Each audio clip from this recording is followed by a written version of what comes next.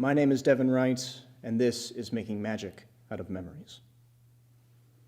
Have you ever found yourself browsing YouTube, Facebook, Instagram, and you click on a video that leads you to another video, which then leads you to 10 more, and you find that 2 hours have gone by and you're not quite sure where you began? I hate to say it, but this happens to me way too often. And while many see this activity as a mind-numbing waste of time, I'd argue that it isn't completely pointless. Now, does that mean that you should spend all day watching videos instead of doing something productive? Of course not. But if you keep an open mind, you might just find something that you didn't expect to see. The other day, I fell down the rabbit hole of watching magic shows. And you know what I discovered? That magic is super entertaining. I love the charm and the charisma of the performers. I love how effortlessly they make the impossible appear possible. But you know what I didn't expect would happen when I typed magician into the YouTube search bar? I didn't expect to be on a call with my grandparents, on the verge of tears because I couldn't handle the thought of losing them. But that's exactly what happened. Now wait, how did we get from there to here? Well, allow me to explain. During my escapade into the dark reaches of the internet, I stumbled across a video that caught me off guard. A magician, standing on a stage similar to this one, opened his act with this. The people in our lives, the ones that stick with us, are as rare and as special as a mint-condition silver dollar. The moments we share with them are equally important. We recognize this and try our best to hang on to the memories we share with these individuals. But the great tragedy of life is this. It's that our memory is finite. We try to close the gap with pictures, videos, and memorabilia, but the simple truth is that these things are inadequate. They are not enough to remind us of who they were. They are not powerful enough to share their legacy. Everyone is bound to die, and our keepsakes cannot keep them alive.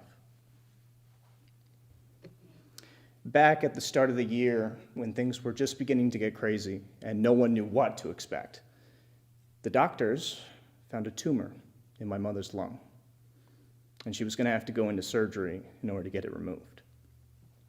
On the day she was admitted into the hospital, my brothers and I were beside ourselves. But my mom, always looking out for her boys, provided each of us with this necklace. The words, "I love you," are engraved in the pendant, just in case. But in walks this guy, telling me that I am bound to forget the people I love and that the things I hang on to, these remembrances, are essentially pointless. Now, I don't know if it was solely my mom's surgery weighing down on me, or if it was the stress of the year. But that statement, the truth in that statement, well, it broke my heart. Her surgery was a success, by the way. She left the hospital 4 days later, and she's been doing fine ever since. But even so, I can't stop thinking, what if I did lose her? What if I lose her tomorrow or the next day? What if I am not prepared? If I don't have anything to hang on to and remember her by, how can I possibly keep her memory alive? It's a tough question.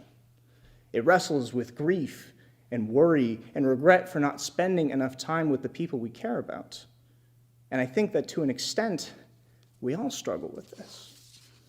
I mean, when was the last time you called your grandparents? I know that I certainly don't call mine enough. But when I do make the time to reach out, I find that it's always a rewarding experience. My grandparents are always so excited to hear from me, and every now and again, they like to share stories from their past. When my grandfather was young, he used to get out of doing school by waiting for the train to stop by. The tracks always ran right by the school, and when that train did stop, him and a buddy would get onto the train, take the sheep that were stored there, and let them loose in the hallways of the school. They would then run into the principal's office and, I kid you not, offer to help wrangle the sheep back onto the train. They would spend half the day doing this, and then when they were done, the principal would give them the rest of the day off for good behavior. And my grandmother has been a barber for over 50 years. But if you ever met her, you could have sworn that she made her living as a government spy. The amount of detail she can pick up on is astonishing. She will read you like a book and tell you things about yourself that you never even knew. They're amazing people. And you want to know something crazy?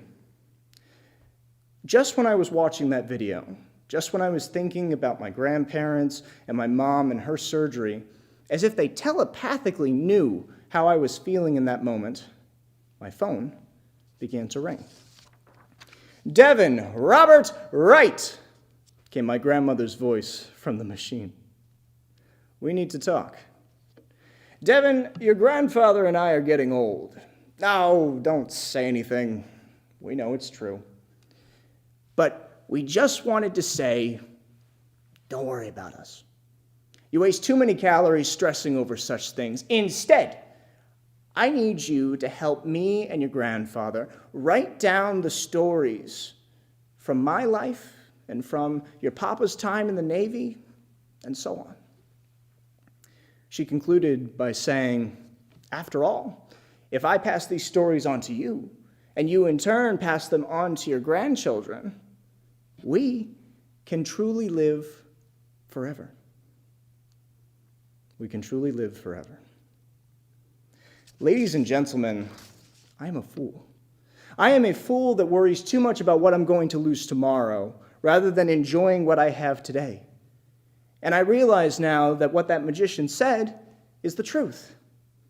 Everyone dies, but if we only have a necklace or a photograph to remember them by, then we are doing them a blatant disservice.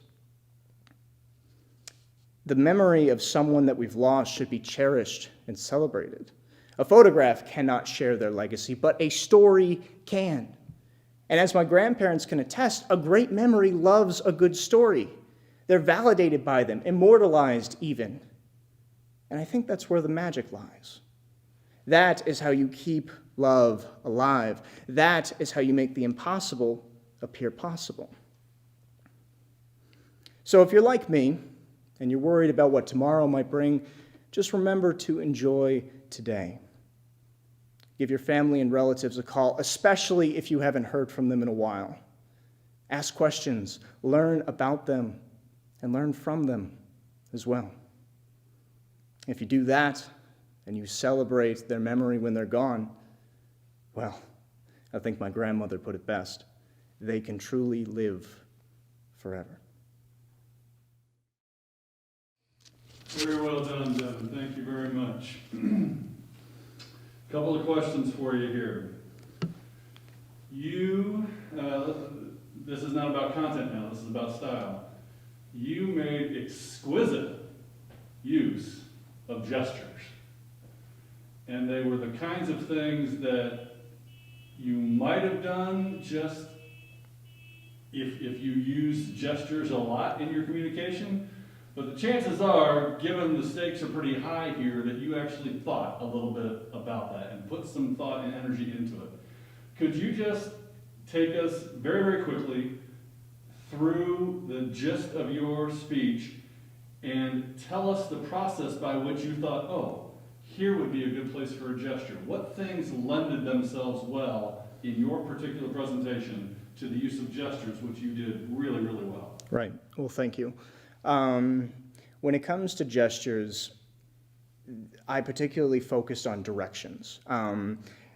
Things are different this year, but if I was performing up here normally, I would have a PowerPoint right here, I'd be walking around. So I kind of used my limited space in order to convey where I was going to be walking around rather than walking around. So when I pointed over here at the magician, I was pretending that a PowerPoint was here, and I was pointing at his quote. When I was pointing over here, I was thinking about my grandparents, so on and so forth. It really draws the eye of the audience, and it makes them think, oh, where's he going with this? He's going in this direction. It's very useful when you have a limited space to walk around in, if that answers your question. It does, and I just want to point out for those who are taking notes on this video, the beautiful way, a couple of times, you just did a little thing with your hands as if it was an abracadabra kind of a thing, and the magician was right there, and you didn't have a rabbit that you pulled out of your hat or a bird that came out of your sleeve, but I could imagine that as you were doing that, which was really, really good. And nice job bookending, starting with the magic, ending with the magic. That was great. Okay, now on to content. You gave some very, very nice, they weren't platitudes, but they were general statements of encouragement for folks based on the content that you had shared up to the point of your conclusion. Now personalize it for us. What are you, Devin Wright, going to do with the exhortations that Devin Wright just presented? How are you going to practice what you preach, brother? Understood. I think that I will definitely be keeping in touch with my grandparents a lot more. Already I have been. I call them every single week. That used to not be the case. And my grandparents, who are just now entering retirement, they're very happy to hear from me, as I said in my speech. And I want to absorb all of that wisdom, all of that information. Something that was cut from the draft of this speech was a quote by the iconic duo Penn and Teller, who are also magicians. And the quote ran something like this: "I've absorbed a lot of wisdom, but I haven't absorbed enough." And I definitely am going to be doing that more. I also want to document the stories that I learn and the wisdom that goes along with it, because a great memory loves a good story. The thing with my grandfather being young and bringing the sheep out, I will remember that forever. That is something that I will tell to my grandchildren, and they will probably tell to theirs. And it's amazing how powerful a memory truly is. And I want to hang on to that wisdom. I didn't go into this speech thinking that I would learn that, but this speech practically wrote itself. It taught me what I need to do for the future. And it's definitely going to be focusing on storytelling and bringing the joy that he experienced from that, bringing that to other people and to my family. So very briefly as we close, you hit on a point that I think is really worth highlighting here. It sounds as if, correct me if I'm wrong, but it sounds as if you had a general sense of where you were going with this speech, but as I would argue should be the case in any excellent creative endeavor, you allowed yourself to be open to see where the content took you, and then for Christians, we would argue where the Holy Spirit led you in such a way that the end might not have ended up exactly as you thought it might have back when you started planning. Is that fair to say? Can you just comment on that really briefly? That is completely accurate. I started with a title, Making Magic Out of Memories. That was the working title. I had that down 4 months ago, and up until a few weeks ago did it actually turn into something. And it was completely different from what I originally imagined. I always joke around that the speeches like to take control and write themselves, but it's true.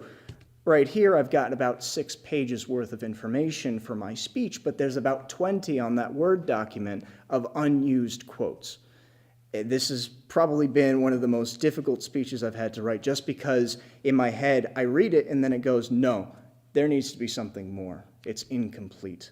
And I update it every single day. I've never written a speech like that before, and I'm very happy that it turned out the way that it did.